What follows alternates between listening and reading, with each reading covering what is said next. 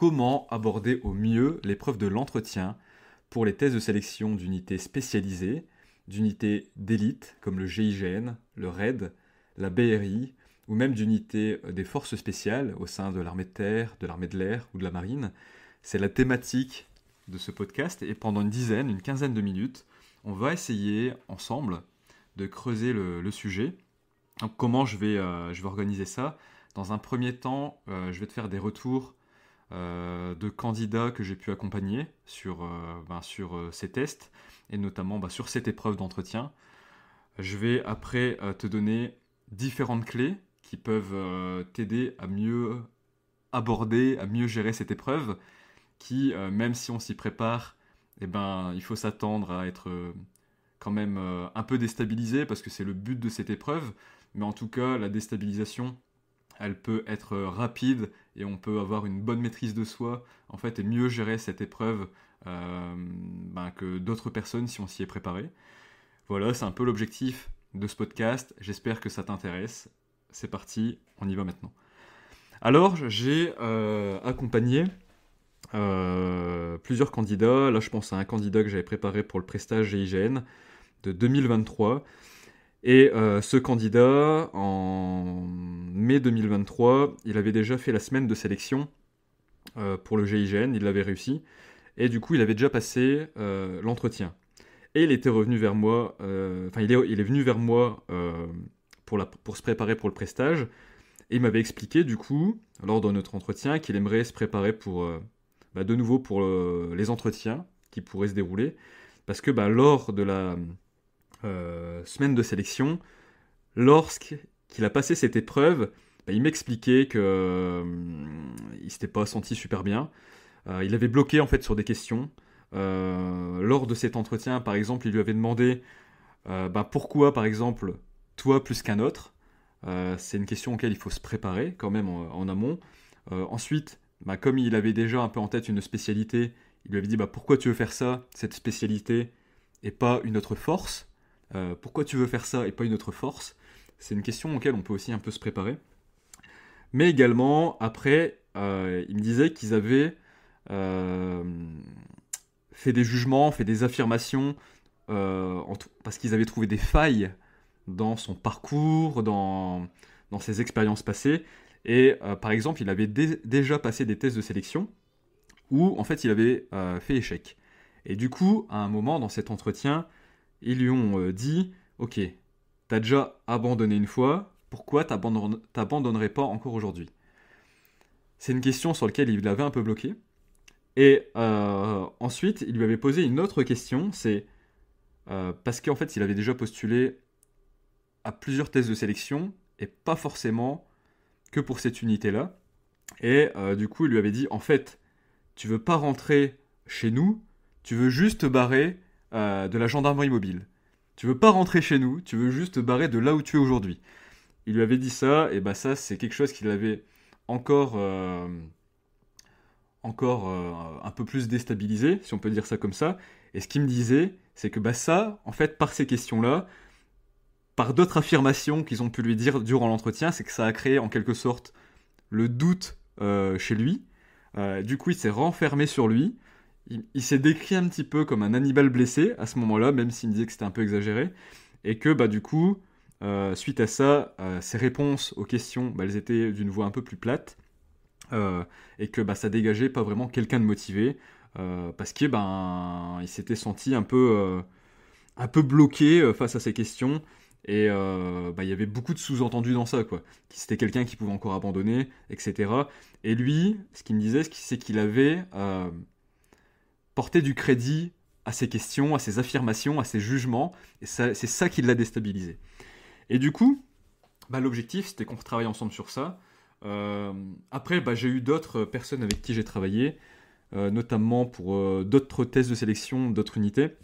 Et pareil, il me disait que par exemple, lors de la présentation, ce candidat s'était présenté de telle manière, et puis en fait, au bout d'un moment, ils lui ont dit ok, c'est très bien ce que vous me dites, prénom, mais vous êtes un beau parleur. Ils lui ont sorti ça comme ça, et voilà, il faut savoir gérer ce type d'affirmation, ce type de tentative de déstabilisation, parce qu'en fait, c'est pas parce qu'ils vont vous dire ça, ce genre d'affirmation, ce genre de tentative de déstabilisation, que c'est qu'ils vous apprécient pas.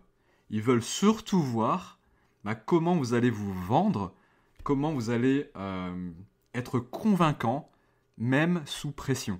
Et c'est ça qu'il faut, et c'est ça un des premiers leviers qu'il faut travailler, c'est déjà de se dire que de toute façon, ils vont chercher à vous déstabiliser, que c'est le but du jeu et que ça fait partie intégralement de l'épreuve.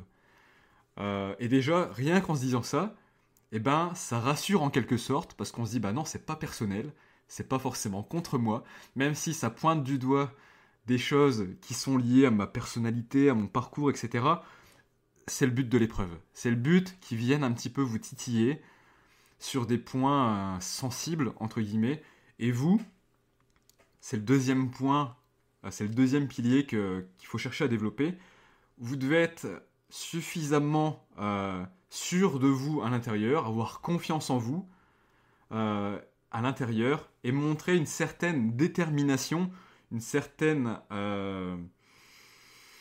assurance, mais pas trop d'assurance non plus, mais montrer que vous êtes voilà, que vous vous laissez pas déstabiliser par ça et apporter des réponses qui sont authentiques, tout en restant professionnel, tout en restant militaire, dans les réponses que vous allez apporter, et de montrer votre motivation, quoi. Et que, voilà, l'objectif dans cette épreuve, ils vont essayer de rentrer dans votre tête en cherchant des failles comme ça, en allant pointer du doigt certains éléments, des incohérences de votre parcours, des détails sur votre personnalité, des trucs qui vont vous affirmer, qui sont peut-être un peu vrais, mais que du coup, ils vont pointer du doigt, et vous savez que vous avez peut-être ce petit défaut, et l'idée, c'est de pas vous laisser déstabiliser, c'est de vous, du coup, vous sentir sûr de vous, d'être dans une assurance à l'intérieur, de savoir que ça va arriver, et de répondre de manière professionnelle, de manière déterminée, parce que c'est ça qu'ils attendent. Surtout, ce qui est important dans ce type d'entretien, c'est comme je disais juste avant, c'est d'être authentique, c'est de surtout pas mentir, parce qu'ils ont accès quand même à beaucoup d'informations sur vous, sur votre parcours, à vos dernières notations. Voilà, ils peuvent avoir accès à quand même pas mal d'éléments. Donc du coup, le but, c'est de pas mentir, c'est d'être honnête et peut-être d'expliquer vos choix. Ça, c'est quelque chose d'important.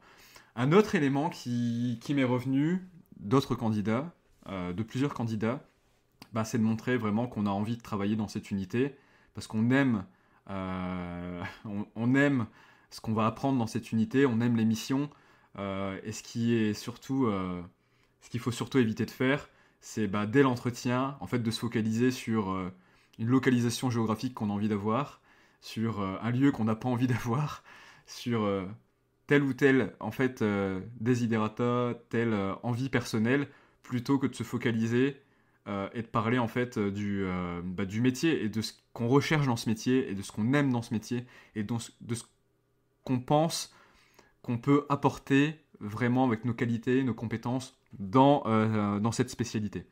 Ça, c'est un élément clé, encore une fois. Ce que j'aimerais dire aussi, c'est que pour l'épreuve de l'entretien, donc il faut être authentique, il ne faut pas mentir, il faut avoir de l'assurance à l'intérieur de soi, avoir travaillé son estime de soi, sa confiance en soi en amont, ça aide, c'est ce qu'on travaille en préparation mentale. Peut-être avoir fait des simulations d'entretien, c'est pas forcément obligatoire, mais ça peut aider, mais de toute façon, je dis que c'est pas forcément obligatoire parce que c'est rare que ça va se dérouler comme on l'a imaginé, mais ça peut quand même aider de se préparer par exemple sur la présentation, sur comment vous allez gérer une tentative de déstabilisation. Ça, c'est des choses qui peuvent aider. Mais par contre, c'est sûr que préparer seconde par seconde un entretien, c'est pas possible. Parce que ça va jamais se dérouler exactement comme vous l'avez imaginé. Déjà, par l'environnement, ça sera sûrement pas comme vous l'avez imaginé. Et d'ailleurs, l'environnement, pour l'épreuve de l'entretien, pas toujours, mais dans un grand pourcentage, on va dire, et ils vont faire que l'environnement, ça vous met déjà un peu de pression. Ça se peut que ça soit dans l'ombre, avec peut-être une petite ampoule qui vous éclaire vous, qui éclaire pas forcément le jury. Ça peut être avec des tables en U où vous allez être au milieu, avec des personnes de tous les côtés. Voilà, il faut savoir qu'il y a généralement pour ce type d'épreuve, c'est sûr même, un psychologue, qui va y avoir généralement le chef de la formation en face de vous, ou peut-être même plusieurs autres opérateurs, peut-être même le chef de l'unité qui va venir. C'est possible. Et du coup, ce qui est aussi important, c'est avant ça de connaître les personnes, de vous être renseigné sur qui potentiellement pourrait se trouver en face de vous, de pouvoir reconnaître les grades, peut-être savoir reconnaître des personnes. Ça, c'est des choses qu'il faut préparer. C'est pour moi essentiel. Ensuite, il y a un autre aspect, c'est ils veulent voir en vous que vous êtes motivé, que vous avez envie. Donc, il faut être au clair sur ces motivations. Le côté, je rêve de rentrer au GIGN, au RAID ou à la BRI depuis que j'ai 3 ans et c'est juste pour ça que je veux rentrer dans cette unité, ça marche pas. C'est pas vraiment ce qu'ils veulent entendre. C'est bien que c'est quelque chose qui vous donne vraiment envie, mais il faut vraiment s'intéresser aux compétences. Il faut vraiment avoir envie en fait des compétences requises dans ce métier, des missions, d'avoir conscience aussi des inconvénients de cette spécialité, du prix à payer en termes d'engagement, et de montrer qu'on a vraiment envie de s'investir, qu'on va prendre des initiatives, qu'on a vraiment envie d'apprendre, qu'on connaît un petit peu déjà ce qui nous attend lors de la formation, après, etc., etc., etc. D'accord? Mais il ne faut pas juste s'arrêter, ok, je rêve depuis toujours de rentrer dans cette unité, et c'est pour ça qu'il faut me prendre. Hein. Ça, c'est quelque chose d'important. Un dernier élément que j'ai envie de vous partager dans ce podcast, pour pas faire trop long, c'est que quand on vous pose une question, là du coup, il faut répondre avec détermination, avec professionnalisme, mais n'hésitez pas à prendre le temps avant de répondre, plutôt que de vous embrouiller. Si vous sentez que vous avez besoin de respirer une fois avant de répondre, prenez ce temps-là. Ça va montrer que vous êtes quelqu'un qui sait avoir de la maîtrise de soi, qui sait garder son sang-froid, plutôt que de répondre du tac au tac, et finalement de ne pas avoir trop réfléchi à ce qu'on veut dire, et s'embrouiller. A l'inverse, c'est sûr qu'il faut préparer un petit peu, réfléchir à sur ce qu'on va peut-être dire, les idées ce sur quoi on va se diriger pendant l'entretien, parce que c'est ça qui va permettre d'avoir des réponses qui sont quand même claires, qui sont cohérentes et qui sont rapides quand même d'une certaine manière, parce que le but c'est pas non plus d'attendre 30 secondes avant de répondre à une question, ça paraît très bizarre. Le but c'est quand même que ce soit un échange. En fait, l'entretien c'est quand même vachement un échange, mais également un peu une épreuve comme dans koh où ils vont chercher à vous déstabiliser, ça il faut le savoir. Et voilà. Et il faut pas non plus, dernier point, qu'on travaille en préparation mentale, c'est que ça sert à rien d'en faire une montagne. Plus on s'en fait une montagne, plus en fait on stresse avant cette épreuve. Et voilà, c'est une discussion que j'avais eue aussi avec beaucoup de candidats. Il vaut mieux voir ça comme un échange, comme une discussion, comme un jeu. Ils vont chercher à nous déstabiliser.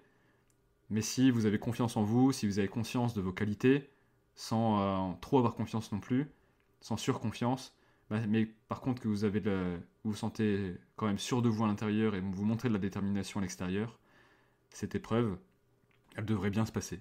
Voilà. Et je vais terminer sur ça. Voilà, ça sert à rien d'en faire une montagne, parce que si vous êtes authentique, si vous êtes professionnel, si vous montrez de la détermination, si vous savez respirer plutôt que de répondre trop rapidement, de vous embrouiller, ça va vous aider. Si vous sentez cette assurance en vous et voilà, que vous montrez cette détermination, ça va bien se passer. Ok?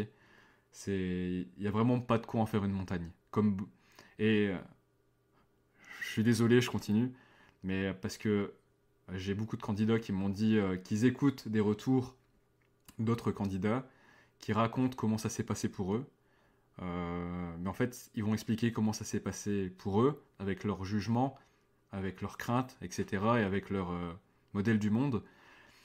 Et en écoutant certains retours, on peut aussi se faire peur. Donc moi, ce que je vous invite à faire, c'est que là, moi, je vous ai partagé en fait un peu le retour que j'ai eu de pas mal de personnes.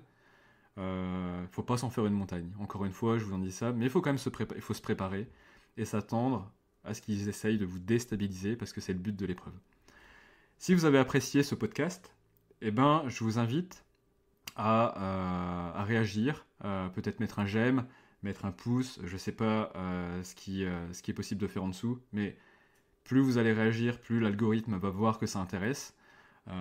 Si vous pensez que ça peut aider un candidat, bah, je vous invite à lui partager, parce que bah, franchement, des podcasts sur cette thématique, bah, il y a d'autres personnes qui en font, mais je suis convaincu que ce que je vous dis, ça vient de sources qui sont sérieuses, et c'est des trucs, des vrais conseils qui peuvent vous aider. Donc vous pouvez partager ça à des personnes qui sont concernées. Si vous avez des idées de thématiques bah, qui vous intéresseraient, vous pouvez les mettre en commentaire. Moi, ça me donnera des idées de sujets à traiter et voir par rapport au suivi que j'ai réalisé, bah, comment je peux argumenter ça, comment je peux vous aider. Et enfin, si vous-même vous préparez des tests, vous envisagez de le faire, n'hésitez pas à me contacter pour un suivi en préparation mentale. C'est loin d'être c'est loin d'être suronéreux, c'est loin d'être voilà, ça demande juste de l'investissement de votre part, de l'investissement en termes de temps, en termes d'énergie, et que ben, vous ayez vraiment envie d'atteindre cet objectif, que ce soit une unité d'élite, un groupe spécialisé, ou vous passez un concours qui vous demande en fait quand même de travailler certains aspects de la préparation mentale, bah, n'hésitez pas à me contacter. Ça sera avec plaisir qu'on travaillera ensemble. Allez, je vous souhaite une bonne journée et puis à très vite.